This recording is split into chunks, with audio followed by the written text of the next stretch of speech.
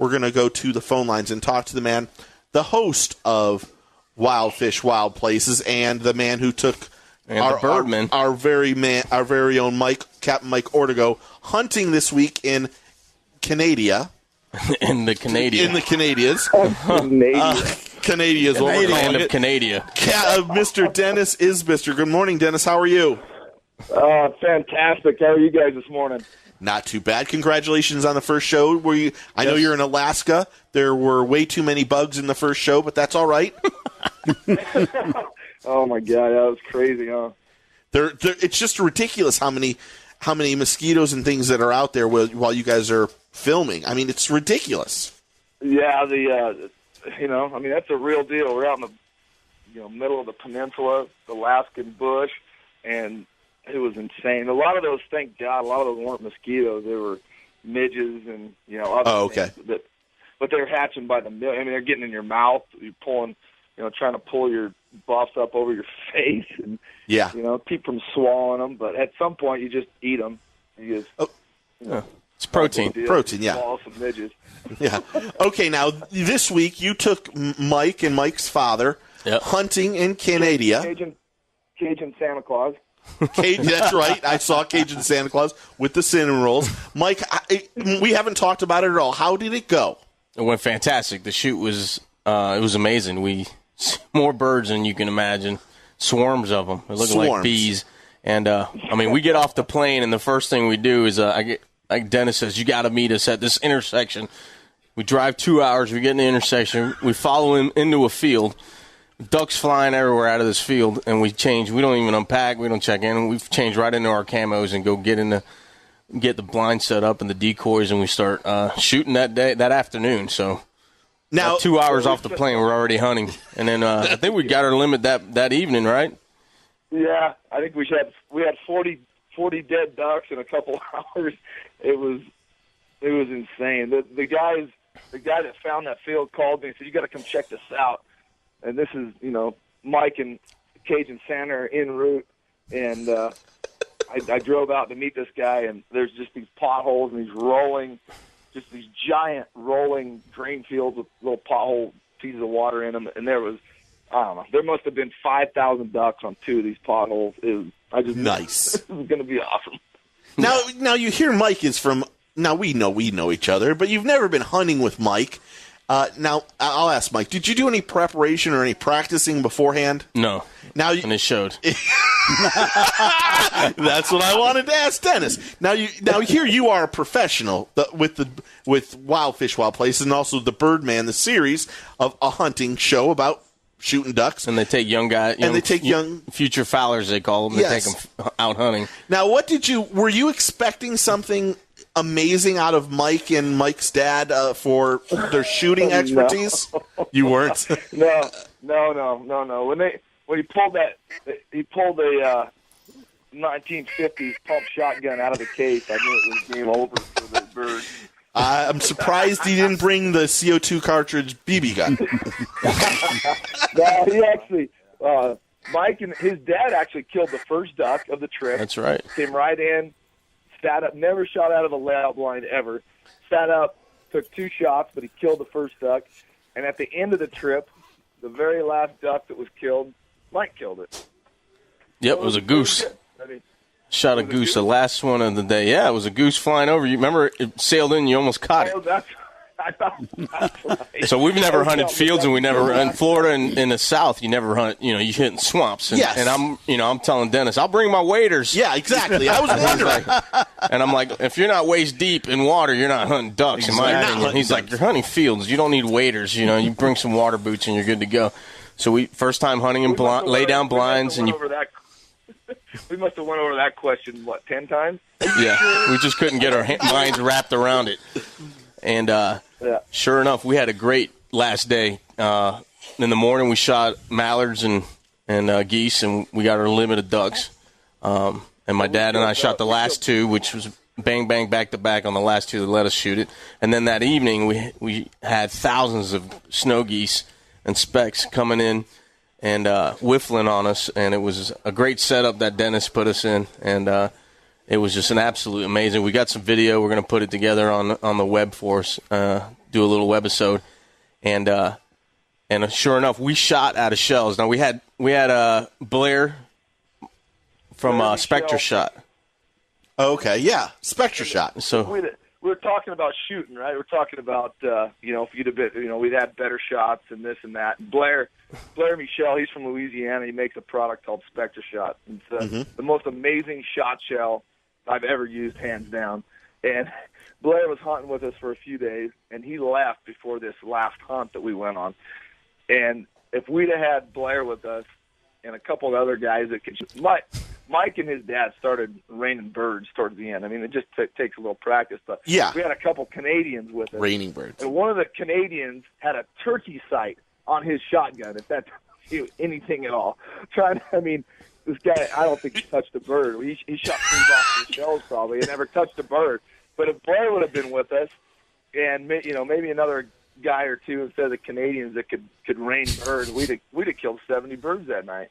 Yeah. So we ended up with 35 and like and a half dozen of ducks that evening. Now, but we ran out of shells. We shot out of shells. We made a couple guys went running back for some in the middle of the battle zone. We ran back to the trailer trying to find shells. We were looking under the mattress in the truck and everything. Now Mike gets up there. I know Mike's dad wants to keep duck meat. What happened there? We didn't have time, man. We ran out of time, really. We plucked some ducks, and Dennis got the bounty of it, so ended up taking it home. So he's got nice plucked ducks on our behalf. But yeah. Tell your dad thanks for that. They're going to eat. No well problem. Tonight. He asked me if you're going to ship them to him again. So we'll have to figure something out. Tell them just stay tuned. They'll be there any day. Hey, just do this tonight. Go to get the smallest bird at Publix and wash it off. Add some dirt to it and say, "Here, send him a chicken." Yeah, I don't think he'll fall for that. But that last day when we shot out of shells, so we're laying out. We still had some birds coming into our spread, and Dennis is laying out the bounty. We had the sun falling. We had a limited time to take pictures before it got dark. I ran back into the blind. We had one goose buzz us, and I ran back to the blind to get my camera out. And it just so happens I had one shell, I guess, during the trip I'd taken out of my pocket and threw in my camera bag. And while I was there, here came another goose coming overhead. This is the last one. And I look up. This is the most important shot of the day because everybody's standing there out of shells and watching this snow goose fall. My dad and him are up on this little mound, and I turn around, I throw the shell in, and I shoot this goose, and he comes sailing down right into Dennis, and Dennis almost catches it. Nice. Of course, it craps on him, but so does Alan all the time. Anyway. But yeah, it was great. It was a great time. We had a lot of new experiences. Our first Canada goose, yes. Our first snows, our first specs, a lot of firsts for us, and our first style of hunting that way, which was kind of. So explain the hunting, because I've never done this. What are you laying down in grass? Yeah, majority of the times we had lay down blinds, and you take whatever field we were in. We hunted peas, which was a different type. Then we hunted a bunch of different barley, hops, I guess, fields. And you take whatever's around you and you stuff it in the blinds and cover yourself up, and you're sitting there like a casket, and you pop up and start blasting when Dennis gives you the go for it. I like it.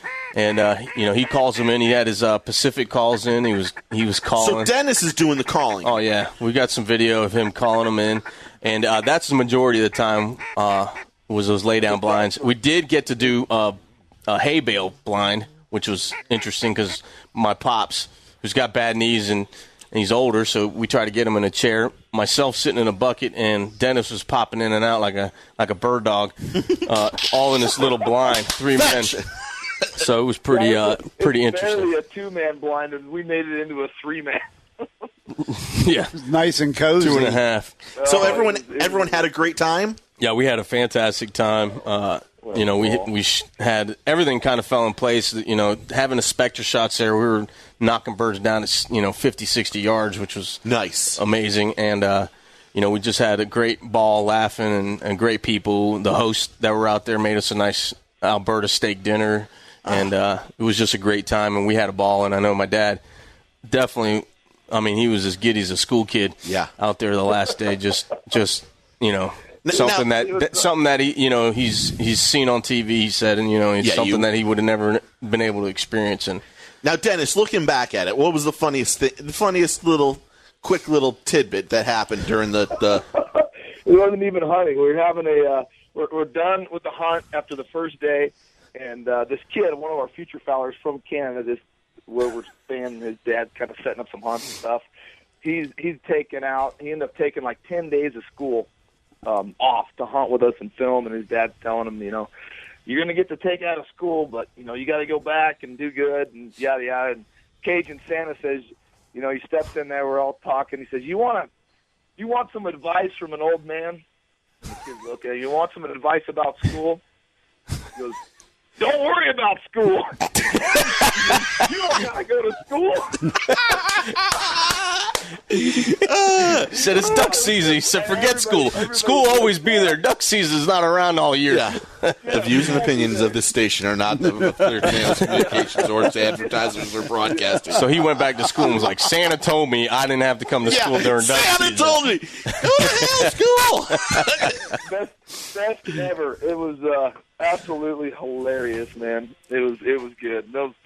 It was just, the whole trip was just amazing. I mean, when me and Mikey get together, it's nonstop laughs anyway, and the duck hunting especially was just unbelievable this year. They were calling well, and coming to the calls, coming to the decoys. I mean, they landed right in your decoys, landed in your feet a lot of times. So, like literally landing at your feet, because we're trying to shoot drakes, and that time of year they're still coming off the molt, so there's a lot of the birds you can't tell that are drakes, So, I mean, you're letting them land, basically, just trying to find the drakes, and then they'll spin again. I mean, it's just one of the coolest things you've ever seen. If you love to hunt waterfowl, the Canada thing's just, there's nothing like it.